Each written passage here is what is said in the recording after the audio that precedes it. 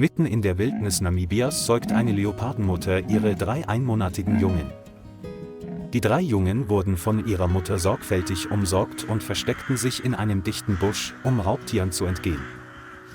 Allerdings keuchte und nieste eines der 3 Kinder im Gegensatz zu den beiden Geschwistern häufig und heftig. Das Junge war viel schwächer, blieb oft zurück und ging leicht verloren, wenn sich seine Mutter bewegte. Die Leopardenmutter konnte nicht lange bleiben, da im nahegelegenen Dschungel ständig Feinde lauerten. Bei einem Versteckwechsel konnte das schwache Junge nicht mit der Herde mithalten.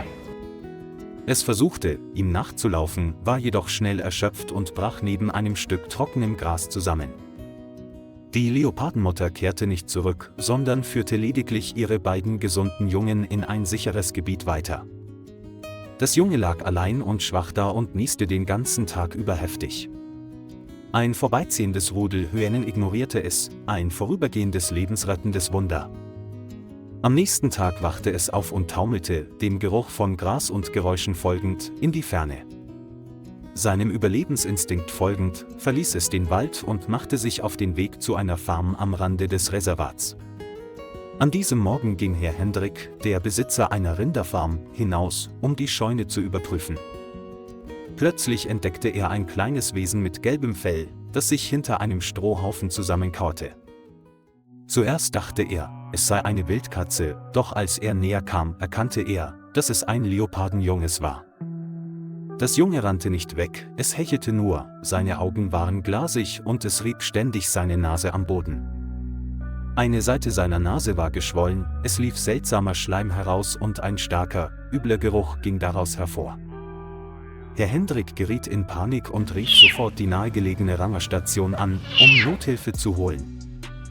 In der Zwischenzeit brachte er den Leoparden vorübergehend in den alten Ziegenstall, damit er nicht von den Büffeln zertrampelt würde. Das Junge leistete keinen Widerstand und lag still da wie ein Wirrwarr verletzten Fells. Seine Frau Lise brachte dem Tier ein warmes Handtuch und verdünnte Milch. Obwohl es sehr schwach war, leckte es dennoch ein paar Tropfen Milch, als ob es nach vielen Tagen großen Durst hätte. Frau Lise bemerkte, dass sein Atem schwerer wurde und sich seine Brust sogar zu heben begann. Als vor dem Tor das Geräusch des Rangerwagens ertönte, atmeten die Großeltern erleichtert auf. Sie konnten nicht glauben, dass ein seltenes wildes Geschöpf in einem solchen Zustand zu ihnen kommen würde, um Hilfe zu bekommen. Gekommen waren Chief Ranger Paul und sein junger Kollege Noah von der Namib-Ranger-Station. Sie näherten sich vorsichtig dem Käfig und waren sofort schockiert, als sie sahen, dass das Junge durch eine stark entzündete Nase keuchte. Paul beobachtete aufmerksam und sagte dann zu Noah, er solle den Käfig und die Notfallausrüstung vorbereiten. Herr Hendrik schilderte den Moment der Entdeckung, während Frau Lise vorsichtig die Flüssigkeit um das Maul des Jungen wischte. Paul stellte fest, dass es sich um einen Leoparden handelte, der erst etwa 4 bis 5 Wochen alt und möglicherweise mit Parasiten infiziert war. Nach einigen Minuten der Untersuchung beschlossen die Ranger, das Junge in den Veterinärraum der Station zu bringen. Noah setzte den Leoparden vorsichtig in den Käfig und deckte ihn mit einem Handtuch ab, damit er sich vor dem Licht nicht erschreckte. Sie stellten einen Sauerstoffgenerator neben den Käfig, um seine schwache Atmung aufrechtzuerhalten, bis sie das Zentrum erreichten. Der Pickup-Truck verließ die Farm und fuhr direkt auf die 9 Kilometer entfernte Klinik zu.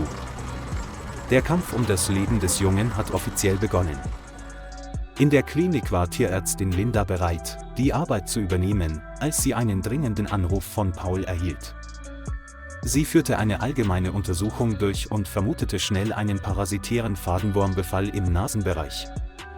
Als sie dem Jungen ein Endoskop in die Nase hielten, waren Linda und Noah verblüfft, Dutzende weißer Larven zu sehen. Ein Teil der Nase war nekrotisch, das Weichgewebe war geschwollen und wies starken Eiterausfluss auf. Linda bereitet eine spezielle antiseptische Lösung und spezielle Werkzeuge zum Larvenfangen vor. Sie hielt vorsichtig den Kopf des Leopardenbabys, sprühte ein Betäubungsmittel ein und fixierte ihn mit einem weichen Handtuch. Eine Larve nach der anderen wurde herausgezogen, weiße, zappelnde Lebewesen, etwa 1 Zentimeter lang. Einige Larven graben sich tief in lebendes Gewebe ein, was die Extraktion äußerst sorgfältig macht. Linda brauchte fast eine Stunde, um alle Maden aus ihrer Nasenhöhle zu entfernen.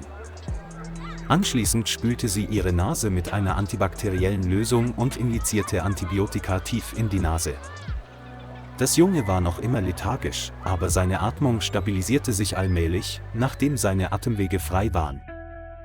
Paul und Noah standen schweigend da und beobachteten, wie das kleine Geschöpf die harte Herausforderung meisterte. Linda vermerkte in der Akte deutlich: schwerer Madenbefall bei Verzögerung um wenige Tage lebensgefährlich. Sie beschloss, das Junge zur Überwachung die ersten 24 Stunden auf der Intensivstation zu behalten. Im Käfig ist eine kleine Kamera installiert, um alle Bergungsreaktionen aus der Ferne zu überwachen.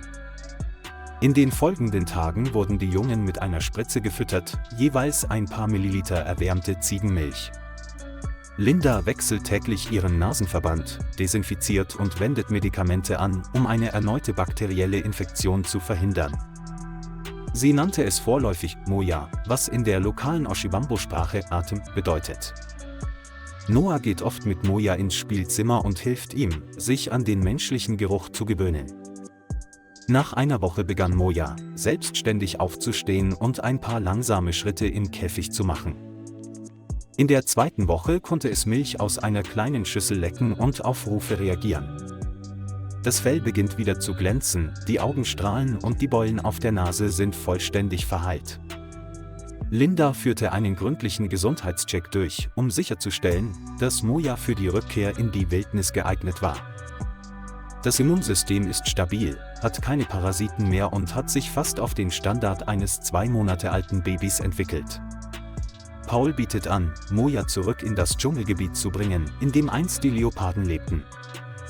Um die Verfolgung nach der Freilassung zu erleichtern, wurde an Mojas Hals ein kleines Ortungsgerät befestigt. Die Gruppe bereitet sich auf eine 15 Kilometer lange Reise durch den Wald vor, um Mojas Mutter zu finden. Die Reise begann früh am Morgen, als Moja in einen weichen Käfig gesetzt und auf Noahs Rücken getragen wurde. Sie wanderten durch dichte Wälder, überquerten seichte Bäche und kamen auf ihrem Weg an Wildtierspuren vorbei. Paul folgte letzte Woche großen Leopardenspuren, die von Kamerafallen aufgezeichnet wurden. Schließlich fanden sie eine Leopardenmutter und ihre beiden Jungen, die in der Nähe eines großen Baumes ruhten. Moja im Käfig begann leise Geräusche von sich zu geben und schnupperte ununterbrochen mit der Nase nach vorne. Die Leopardenmutter hob den Kopf und näherte sich langsam, ihre Augen auf das freigelassene Tier gerichtet. Als Moja auf den Boden gelegt wurde, kroch es zitternd und mit einem kurzen Schrei nach vorne. Die Leopardenmutter berührte Moja mit ihrer Nase und begann dann, ihm liebevoll die Stirn zu lecken. Auch die anderen beiden Brüder kamen nach vorne, die ganze Familie umringte Moja, als wären sie nie getrennt gewesen. Paul und Noah zogen sich schweigend zurück, keiner von ihnen sagte etwas, nur ihre Augen funkelten im grünen Wald. Moja ist nach einer wundersamen Überlebensreise zu ihrer Mutter zurückgekehrt, wo sie hingehört. Linda erhielt am nächsten Tag ein Video von Paul, der weinte, als sie Moja wieder mit ihrer Familie vereint sah. Mojas Geschichte verbreitete sich in der Naturschutzgemeinschaft als Symbol der Hoffnung. Seitdem ist das Farmgebiet in der Nähe des Waldes als Vigilance-Zone Leopard-Konservation-Korridor gekennzeichnet. Moja, das Junge, das einst nachts nach Luft schnappte, ist in der Wildnis inzwischen stark geworden.